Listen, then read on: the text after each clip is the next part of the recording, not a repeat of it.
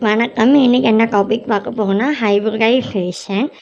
Hybridisation அப்படிங்கிறது is a process of mixing of atomic orbital of the same atom with comparable energy to form equal number of new equivalent orbital with same energy.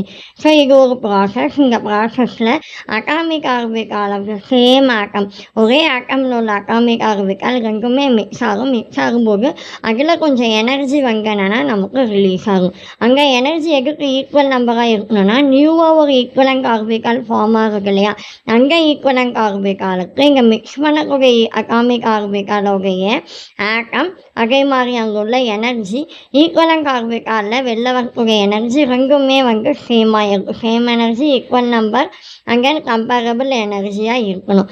அங்கே மாதிரி ஒரு new orbital form ஆகுது இல்லையா, அங்கே form ஆகிற ஆர்பிட்டாலுக்கு name தான் hybridised orbital. Thank you.